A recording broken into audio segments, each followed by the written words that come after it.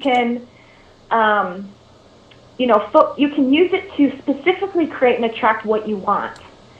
And you can use it to transform, like I said before, those outdated, old thought patterns that no longer serve you. And in this one here, it's all about my visions, and the indigo blue is representing the third eye and my ability to imagine and visualize, and my putting myself in my dream home and what the inside of that would look like. And the process of scrapbooking with intention is to approach it as a meditation. So a lot of times people find that meditation can be challenging and also somewhat boring. They don't want to sit down and hold the poses or whatever it is that they perceive meditation to be. Meditation and changing your life can be fun, and it's all about finding what draws you, what fascinates you, and then approaching that as a meditation. So every time I sit down to scrapbook to create and attract something in my life, or to transform an old, outdated thought pattern, I sit down with a specific intention. Obviously, that's expressed in the title of the art project itself. And then I hold that focus the entire time I'm creating around it. And what I love about scrapbooking is that I can come back to it. Like if something calls my attention, like my kids, obviously, and I have to go attend to them, I can always come back. So I'm always bringing my attention back. And there specifically, everything's intentional about the project, such as the color, the word choosing, the word choices, the pictures, the images. And as I sit down and I create that, I'm really focusing on putting myself in the place of where I want to be. So, because we all know that when you spend that time focusing it, it's all about capturing the essence, the emotion, how it feels to be in that place.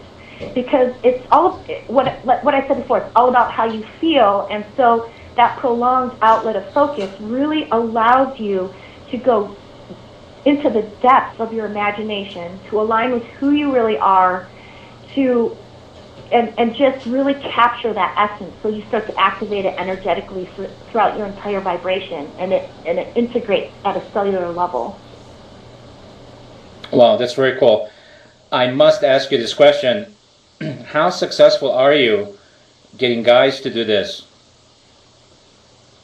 Getting guys? Well, no, if they're artists, they're drawn to this. And basically, there's another element to the scrapbooking which you may not see on those layouts specifically, because I was working on opening the chakras. If people go to my website, they'll see I have one project for every chakra. So I was focusing on the colors and like a specific mindset to open those chakras.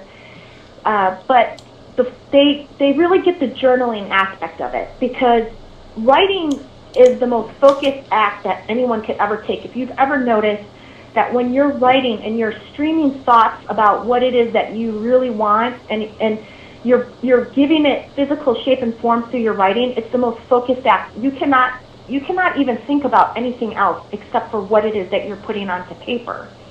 And so I developed a course. I mean, I have so much more than just the scrapbooking, but I have a course that I created that's called Create the Life You Desire Now.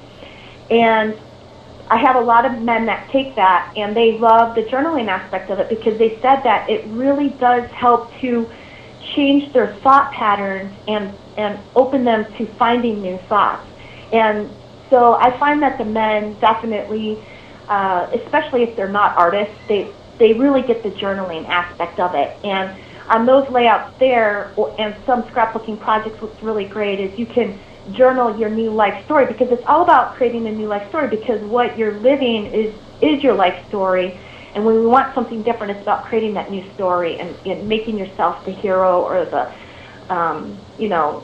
hero of the journey. So and the beautiful thing about the scrapbooking is that it's so the pages and the projects are so pretty that you can hang them up on the wall to serve as anchors to reinforce and reaffirm the new thought pattern until it's fully integrated.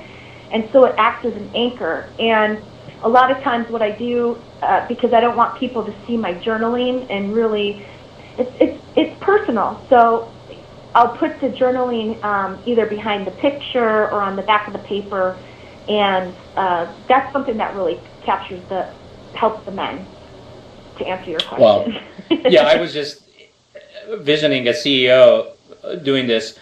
Of course, the closest I've got, I think, to do this is I've done a lot of vision boards in my in my past experience. What's the difference, do you feel, between the two?